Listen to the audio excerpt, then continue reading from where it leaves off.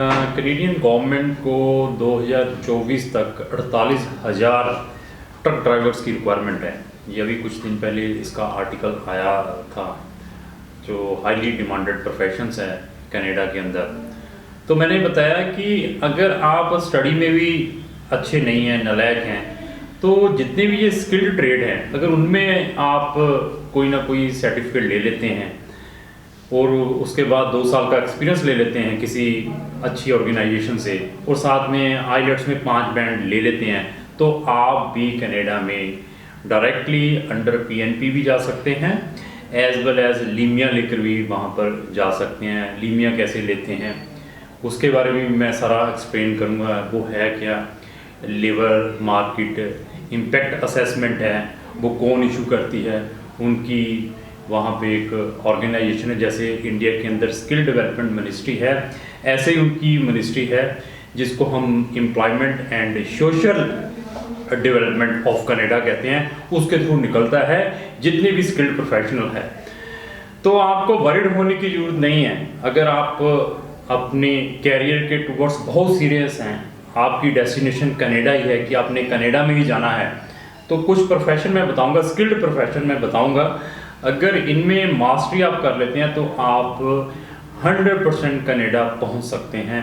वो skilled profession क्या है, जैसे स्किल्ड प्रोफेशन में इलेक्ट्रिशियंस आ गए, प्लम्बर आ गए, इक्विपमेंट ऑपरेटर्स आ गए, अपना ये वेल्डर्स आ गए, टर्नर्स आ गए, और कारपेंटर्स आ गए, truck drivers, heavy truck drivers आ गए। अगर इसका आपके पास किसी भी इंस्टीट्यूशन से सर्टिफिकेट है, हाँ सर्टिफिकेट किसने लेना है, जो बच्चे के पास +2 एजुकेशन होनी बहुत ज़रूरी है। अगर +2 की एजुकेशन नहीं है फिर भी बड़ा डिफिकल्ट है, फिर कनाडा नहीं जा पाएंगे। +2 की हो और साथ में आपने ITIs जहाँ पर इंडिया में चलती हैं, जिसको हम इंडस्ट्रियल ट्रेनिंग इंस्टीट्यूशंस कहते हैं, और अनदर कंट्री में इसको हम वोकेशनल ट्रेनिंग भी कहते हैं। अगर आपके पास वो वोकेशनल ट्रेनिंग है, साथ में 2 साल का एक्सपीरियंस है, और साथ में आपके पास 5 बैंड IELTS है, तो आप 100% कनाडा जा सकते हैं, और हम आपको फ्री में गाइडेंस प्रोवाइड कर सकते हैं कि आप किस वे से कनाडा में जाएं। तो क्राउन इमिग्रेशन को कोई भी चीज़ जो मैं डिस्कस कर रहा हूँ, काफ़ी अच्छा एक्सपीरियंस रहता है, क्योंकि हमको चीज़ें प्रैक्टिकली करते हैं, उनको हम उनकी वेबसाइट्स पर देखते हैं। ये अभी आर्टिकल जब आया था, मैंने बताया 2-3 महीने पहले जब आर्टिकल आया था, हमने तब से ही इसकी तैयारी स्टार्ट कर दी थी। तो तैयारी स्टार्ट करने के बाद हमें बहुत सारी चीज़ों को निकालना पड़ता है, वहाँ पे डिस्कशन करनी पड़ती है, पढ़ना पड़ता है, पढ़ने के बाद ही इस टाइप की वीडियोस हमें वीडियो बनाते हैं, इंफॉर्मेशन आप तक लेकर आते हैं। तो हमारे पास जो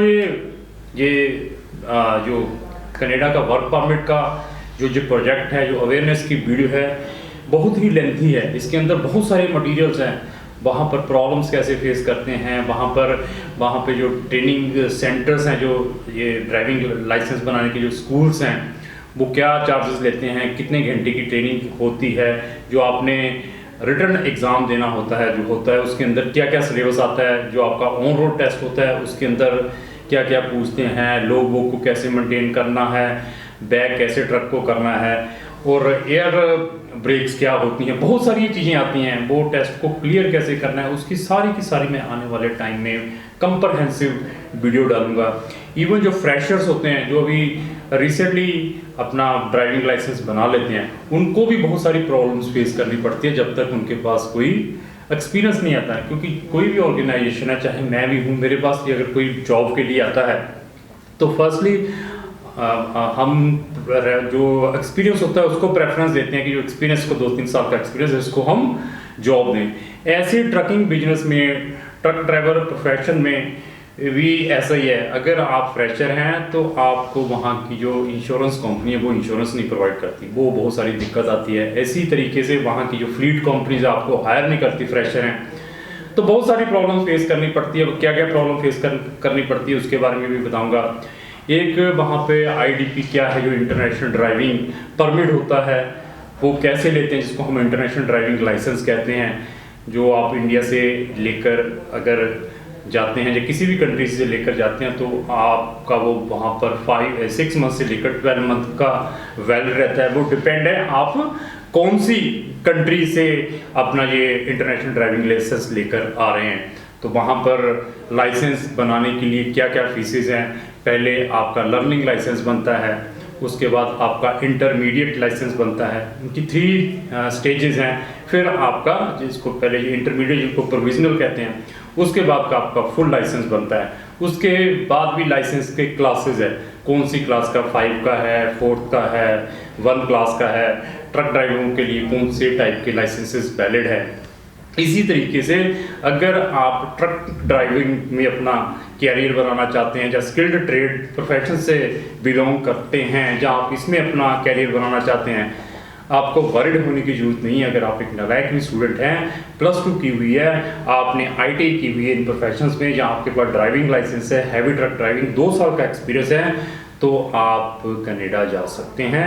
हम आपको इसमें गाइडेंस प्रोवाइड कर सकते हैं। बट अभी इस वीडियो को देखने के बाद वो लोग फ़ोन करना ना स्टार्ट कर दें कि क्राउन इमिग्रेशन ने कनाडा की वर्क परमिट की वीडियो डाल दी है, चलो फ़ोन करते हैं यार। मैंने फिर बताया कि मैं सिर्फ अवेयरनेस के लिए वीडियो डाल रहा हूँ, जो truck driving profession in Canada कि आप कनाडा का वर्क परमिट किस तरीके से ले सकते हैं ट्रक ड्राइविंग प्रोफेशन में, क्योंकि इसकी मैं बार बार बता रहा हूँ बहुत सारी डिमांड है कनाडा के अंदर। इवन वहाँ के टोटल 10 प्रोविंस हैं कनाडा के अंदर, तो उनके जो 4 प्रोविंस है जिसको हम अटलांटिक सी के साथ लगे हुए हैं, जिसको हम एक उन्होंने अभी प्रोजेक्ट स्टार्ट किया था 2-3 साल पहले, जिसको हम अटलांटिक इमिग्रेशन पायलट प्रोजेक्ट कहते हैं, वो इंट्रोड्यूस किया था। वहाँ पर भी बहुत सारे जितने भी स्किल ट्रेड हैं उनकी बहुत ज़्यादा डिमांड है, तो उनके अंदर ड्राइवर्स भी हैं। वो कौन कौन से प्रोविंस हैं जो कि वहाँ पे अटलांटिक सी के साथ लगते हैं, जैसे कि न्यू ब्रुंसविक है, जहाँ नोवा स्कोचिया है, जहाँ आप प्रिंस एडवर्ड लैंड लेकर चले वो है, जो न्यू फाउंडलैंड है। ये जो 4 प्रोविंस हैं वहाँ पर भी काफ़ी डिमांड है स्किल ट्रेड प्रोफेशंस की। वहाँ पर भी आप PNP के थ्रू वहाँ पर डायरेक्टली भी अपना ये थ्रू ट्रक ड्राइविंग और जितने भी स्किल्ड प्रोफेशन है अपनी PR ले सकते हैं। इवन वहाँ जाने के बाद भी जो मैंने फिर बताया था, जो फॉरेन टेम्पररी वर्कर हैं वो अपनी PR कैसे ले सकते हैं। जैसे ब्रिटिश कोलंबिया में आज की डेट में लोग जब अप्लाई करते हैं उनको भी बड़ी प्रॉब्लम्स फेस करनी पड़ रही हैं, क्योंकि आज की डेट में उन्होंने पॉइंट थोड़े ट्रक ड्राइविंग के लिए अलग थोड़ा सा कर दिया, टफ कर दिया। अभी कोई 80 या 85 का उसका पॉइंट होने चाहिए, तब आपको वहाँ पे PR मिल सकती है। उनको अनदर प्रोविंस में भी देखना चाहिए कि अनदर प्रोविंस की क्या रिक्वायरमेंट है। तो हर एक प्रोविंस के बारे में मैं डिस्कस करूँगा, जितने भी उनके 10 प्रोविंस हैं वहाँ पर आप एज ए ट्रक ड्राइवर जाना चाहते हैं, अपना कैरियर बनाना चाहते हैं, तो उन प्रोविंस में क्या रिक्वायरमेंट है, हर एक प्रोविंस को मैं टच करूँगा आने वाले टाइम में। इवन आपने जब की एजुकेशन जहाँ पर जो आपने गेन की है उसको भी आपने वेस्ट करवा के जाना, जिसको हम क्रेडेंशियल असेसमेंट कहते हैं, उसकी भी रिक्वायरमेंट पड़ती है। चाहे आपने यहाँ से डायरेक्ट अपनी PR डालनी है या वहाँ पर आप चले जाते हैं वहाँ जाकर डालनी है, तो बेस्ट भी आप यहाँ से करवा कर लेकर जाएँ। और यहाँ से जो आपका अपना जो जहाँ से आपके लाइसेंस बनते हैं, डिस्ट्रिक्ट ट्रांसपोर्ट ऑफिस है, DTC ऑफिस है, वहाँ से कौन कौन से डॉक्यूमेंट आपने कैरी करने हैं, दैट इज़ वेरी इंपॉर्टेंट। उनके अंदर क्या वर्डिंग लिखी होनी चाहिए, उसके बारे में जो आपके एक्सपीरियंस हैं, जो आपने अपने एम्प्लॉयर से लेना है, उसके अंदर क्या क्या ड्यूटीज़ मेंशन करनी है, इसका नोक क्या है, जिसको हम NOC कहते हैं कि ट्रक ड्राइवर का जो नोक है वो क्या है, उसको हम 7511 कहते हैं। 7511 के अंदर एम्प्लॉयर की क्या रिक्वायरमेंट रहती हैं और ट्रक ड्राइवर जो होते हैं उनकी क्या रिस्पॉन्सिबिलिटीज़ रहती हैं, आपको उसका सारे का सारा नॉलेज होना चाहिए।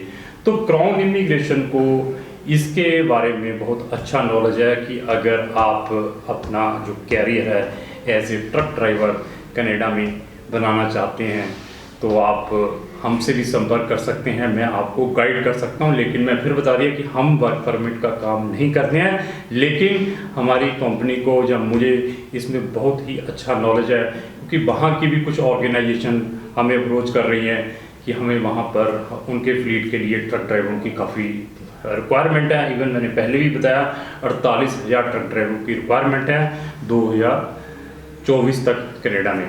तो आपका कोई भी क्वेरीज है related to work permit of truck drivers in Canada, तो आप क्राउन इमिग्रेशन को संपर्क कर सकते हैं। हम आपको और इन्फॉर्मेशन प्रोवाइड कर सकते हैं। अगर आपके पास हैवी ट्रक ड्राइवर का लाइसेंस है किसी भी कंट्री का और साथ में 2 साल का एक्सपीरियंस है, +2 की हुई है, 5 आइलेट्स के बैंड है, तो आप इमीडिएटली हमें डॉक्यूमेंट भेजिए। मैं डॉक्यूमेंट असेस करने के बाद आपको गाइड कर सकता हूं कि आपको आगे फर्दर क्या करना चाहिए।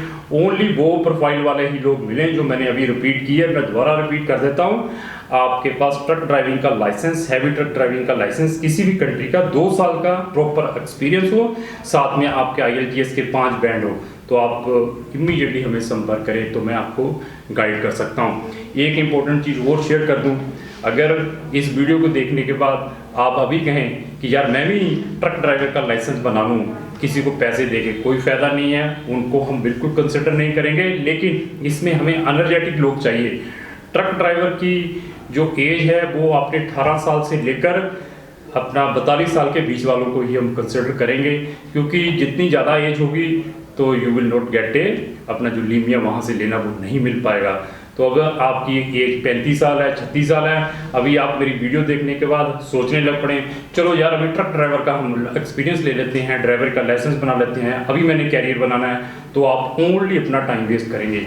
जितने भी एनर्जेटिक हैं, यंग बच्चे हैं, उनसे मेरी हाथ जोड़कर रिक्वेस्ट है, जो पढ़ने में वीक है, +2 करेंगे आप, अपना 18-19 साल में +2 कर लेते हैं, तो उसके बाद अपना लाइसेंस बनाइए ट्रक ड्राइवर का, या स्किल ट्रेड जितने भी प्रोफेशन बताए हैं उनमें आप अपनी सर्टिफिकेट लीजिए, साथ में 2 साल का एक्सपीरियंस लीजिए, IELTS करिए, तो हमें संपर्क करिए, तो हम आपको प्रॉपर गाइड प्रोवाइड कर सकते हैं। तो साथ में मेरी ये भी रिक्वेस्ट है कि अगर आप मेरी आने वाली 6 वीडियो जो मैंने अभी इसके अंदर बताई थी उनको भी देखना चाहते हैं, तो आप इमीडिएटली क्राउन इमिग्रेशन के यूट्यूब चैनल को सब्सक्राइब कर लें।